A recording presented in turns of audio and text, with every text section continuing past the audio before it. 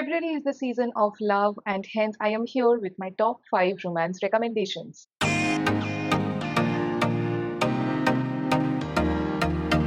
Hi lovebirds, welcome back to my channel Trishita Reads. I am Trishita, and in today's video I will be talking about my top 5 romance novels that are perfect for the Valentine's season. So if you are in the mood of reading romances but you are a little bit confused about which book to pick up, I have got you covered. So grab yourselves a cup of coffee, a few chocolates, a pen and a paper, because if you have clicked in the video, then you must be a romance lover. And if you are a romance lover, then there is definitely at least one book that you will love to read from this video. First things first, I will not be ranking any books in this video because all of the books that I will be mentioning are very close to my heart and I cannot do them any kind of injustice, you guys. I cannot rank them. So I will be randomly recommending the 5 books and all of them are equally good. Coming up first, I'm starting with our all-time favorite sports romance. The first book I am recommending is Collide by Bal Khabra. This is a college hockey romance, and guys, I am a sucker of those. If you are a fan of sports romance, if you love college romances, if you love enemies to lovers, and all in all, if you love feel-good romances, then definitely stick around, this book is for you. So, what's Collide about? The main female character of this book is Summer Preston, and she is a very driven and focused sports psychology student. Her main focus is to get selected on a specific course during her graduation. She is focused, ambitious, and a little bit stressed.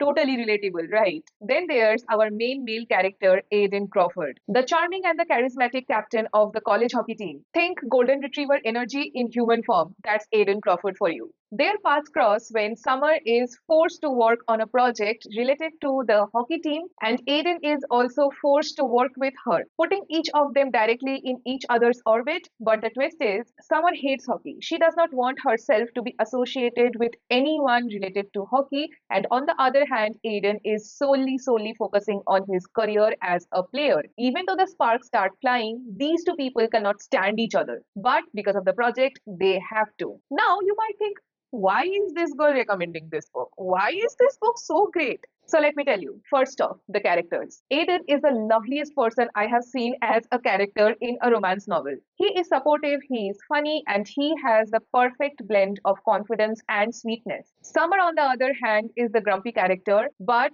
she will win your heart as well. Summer, on one hand, was very compelling. She is very strong-minded person. She is very ambitious, very driven towards her goal. But when the author starts describing her vulnerable side, my God, that made her so relatable to me that I fell in love with her instantly. Not only the dynamics they share in the book is electric, but oh my God, the banters in the book were so good. I literally was laughing out so hard, especially in the first half of the book. It is done so perfectly well that I was not cringed out at any moment of the story. Another thing that I really loved in this book was their journey from enemies to lovers. They slowly and gradually developed feelings for each other, and it felt very organic. It was so satisfying to read their relationship bloom, and the drama, oh my God, it was so good. Because if you have been watching my videos, you know that I love dramas in romance novels, and this book delivered, you guys. The family drama in this book was so good, and when the final conflict was happening, it was so satisfying. Apart from the main characters and the romance in this book, I really loved the side characters, and the sport element was also seamlessly blended in the story. Also, let me mention one gesture that I really loved from this book. Summer is half Indian, okay? And her favorite drink is chai. And Aiden has no freaking clue what chai is. Aiden has never ever tasted chai, but this guy goes to the kitchen, makes chai from scratch for her, and he serves her the chai without her even asking for it. Like, tell me that it is not swoon-worthy. Tell me that this guy does not make efforts. This is the best sports romance I have read so far, and I highly recommend this book to you guys. And the sequel of this series, Spiral by Bal Khabra, is out. So I am very excited to read what is going to happen in the sequel. My expectations are very high, and I am just waiting for my pre-order to arrive so that I can start the book like ASAP. I'm planning to make a video on that super soon. So if you want me to read the book and know my review, go and subscribe to my channel. Stay tuned for that. Moving on to the next book, how can I make a recommendation video on romance novels without including Ashley Poston? The next book that I am going to talk about and recommend to you guys is The 7 Year Slip by Ashley Poston. This book is definitely not a typical romance. Ashley Poston's specialty is she mixes up romances with magical realism, and I am all in for it. This book is a heartwarming romance novel mixed with magical realism and a whole lot of self discovery. If you are looking for something that will make you laugh, cry, and think, then keep on watching. The main female character of this book is Clementine. She is a book publicist and she has her life sorted out. But we all know that life is unpredictable and the same thing happens with her. Clementine's favorite aunt, a person she feels the most close to, passes away accidentally and she is left completely broken and with the apartment where her aunt lived. Her aunt jokingly used to say that the apartment travels back in time, and Clementine obviously does not believe her until she meets Ivan. Ivan is an aspiring chef and he loves lemon pies. He is everything Clementine is looking for in a love interest, but guess what? He is not from the present. He is from the past. He exists 7 years ago. However, Clementine is in the present timeline. Ivan is existing in the past and Clementine is existing in the present. That's how the premise of this book starts. Tell me that this is not a fascinating setup. What I loved about this book was how it made me feel when I was reading the book. The magic of Ashley Poston is she can write whimsical, almost dreamlike romances, but don't get confused. All of this is happening in a situation where characters are going through some very realistic emotions and everything is grounded. You won't be able to stop yourself from relating to the characters. There is almost negligible smut in this book. I really love romances in which I can read more about the characters.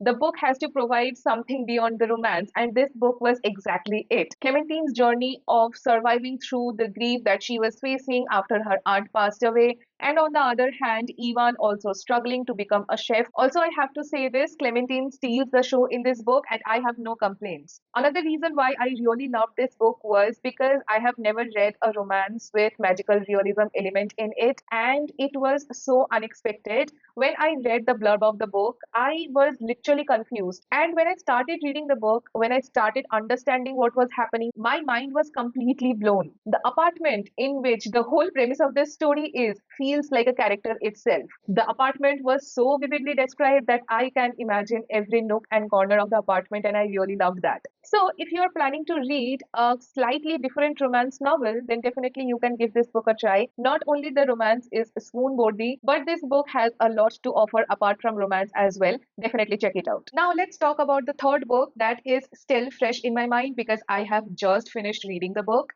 And yes, it is a Desi romance. I am talking about The Dating Plan by Sara Desai. This is another feel good, heartwarming, and cozy romance novel that you definitely should not miss. The trope of this book is so good: friends to lovers to strangers to friends to lovers again. And since this is a Desi romance, expect all of the drama. There are very few Desi romances that I have liked so far, and this is at the top of the tier. And yes, there is a fake dating trope, fake engagement, fake fiance, forced proximity trope in this book as well. So, yes, I was not lying about the drama. The main female character of this book is Daisy Patel. She is a software engineer and she loves her life to be sorted. She is literally a control freak when it comes to her life. She plans every minute detail in her life. She is working in a startup company which focuses on organic sanitary products for women. And in the same office building, when she is going for work, she encounters Liam Murphy, the main male character of this book, who used to be her brother's best friend,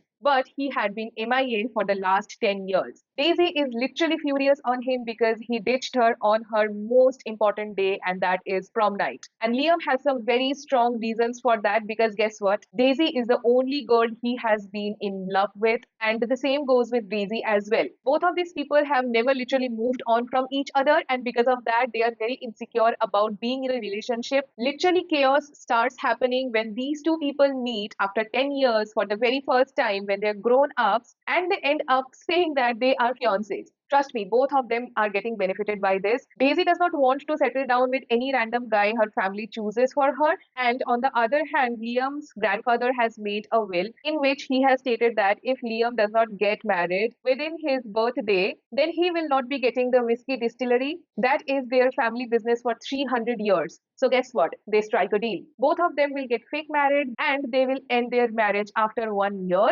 and both of them will part ways. But the problem is, since both of them had some soft corner for each other in the past, holding back their emotions literally becomes a problem. I literally loved every single bit of this book. Not only there were so many Desi references, I really loved reading about Liam's family's perspective as well. He is Irish and his family culture is quite different from Daisy's family culture. And on the other hand, the two main characters were going through some really rough times, including their vulnerabilities about each other, their insecurities that they felt about themselves and their future as well. Even after they knew that nothing is going to happen in this particular relationship, they still start forming feelings for each other, and it led to a very, very, very satisfying climax. And I really love the ending of this book, you guys. If you are someone who loves Desi romances but also wants very strong and confident female character, and also a very charming and sweet and a very grumpy male character, then definitely you can go and check this book out. Listen up, all of my Desi fangirlies. Take this recommendation and you will not be disappointed. Let's move on to the next book, or you can call a series, that is Dreamland Billionaire series by Lauren Asher. If you are a sucker for grumpy billionaire romances, sizzling chemistry, and a touch of drama, then you have to check these books out. There are three books in this series, and you can read all of these three books as standalones. You have the liberty to pick any book you want in any order. Before reading this series, I never liked billionaire romances, and with my recent experience with Too Good to Be True, I am going to stay away from other billionaire romances until and unless it is Lauren Asher. This series follows three billionaire Kane brothers, Rowan, Declan, and Callahan, and their respective journeys in love. Each of the book focuses on each of the brothers. The three books in this trilogy are The Fine Print, Terms and Conditions, and Final Offer. And my favorite from this series is Terms and Conditions. Now you might think, what makes this series so different from other grumpy billionaire romances? Why is she raving about billionaire romances? Is something wrong with her? The brothers in these books make this series different from all of the others because the gestures these people do for their love interests is something that I cannot even imagine fictional characters to do. When I read one gesture in the fine print, my jaw dropped to the floor. Guys, the main male character is in love with a main female character who loves reading books, and what this guy does, he flies her favorite author to a city and he conducts a meet and greet of that author. He surprises her, takes her, lets her meet the author, and he gives her all of the special editions that were signed personally by the author to her. Why these kind of things don't happen in real life? I personally don't want to live those moments, but I will really love to see articles, where there is one real person who is doing this thing for his or her partner. Like, this is the reason why fiction is so beautiful in so many different ways. Also, you have to keep this in mind. Among all of the books that I have mentioned in this video, this series is the smuttiest of all. Expect a lot of spice in this book, but Lauren Asher knows how to write good smut, so you will not feel uncomfortable. And trust me, guys, once you pick any one of these books, you will not be able to stop yourself.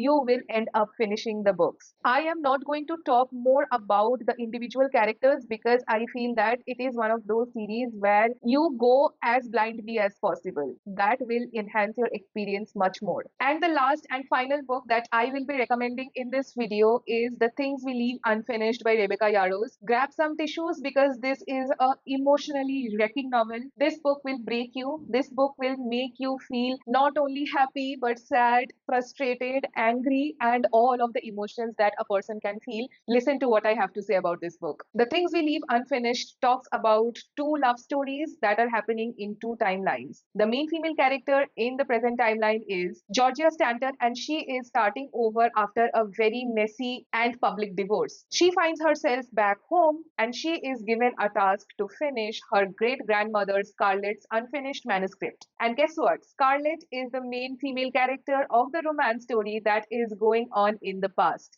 Now enters Noah Harrison, who is allotted by the publishing house to finish Scarlett's unfinished script because he is the only one in the market who has the capability to do so. He is a very fine writer. Sparks instantly start flying between Georgia and Noah. And as these two people sit and they start reading Scarlett's unfinished manuscript, they realize that it is her story. It is Scarlett's own love story. And there are alternate chapters where we get to see the tension that is there between Georgia and Noah. And on the other hand, we get to see Scarlett's love story, which is happening during the World War II times. You don't know what is going to happen in the next moment, but still Scarlett chooses to fall in love. Scarlett chooses her heart, and that was so beautiful to read about. The most beautiful thing about this book that literally shook me was the ending. I never in my entire life expected this thing to happen at the end, and it not only made me cry, it also made me so content. I never ever expected Rebecca Yarros to write such amazing romances. I was literally shocked. I never ever thought that Rebecca Yarros will be able to steal my heart,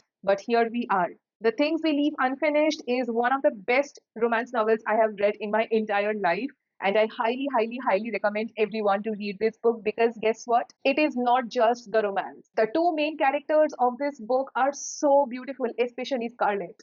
She has my heart. Here are the top 5 recommendations that you need to check out during the Valentine's season. Let me share a few special mentions. A Novel Story by Ashley Poston, Me Before You by Jojo Moyes, The Notebook by Nicholas Sparks, and obviously Persuasion by Jane Austen. I hope that at least one of the recommendations sparks some interest in you and you end up picking the book and enjoying the book. Don't forget to let me know in the comments down below about your favorite romance novel. I will definitely add them in my TBR. If you liked all of the recommendations, then please consider liking this video and subscribing to my channel. It really motivates me a lot. It means so much to me. Happy Valentine's Day, you guys. Sending lots of love to you. I'll see you guys in the next video. Bye.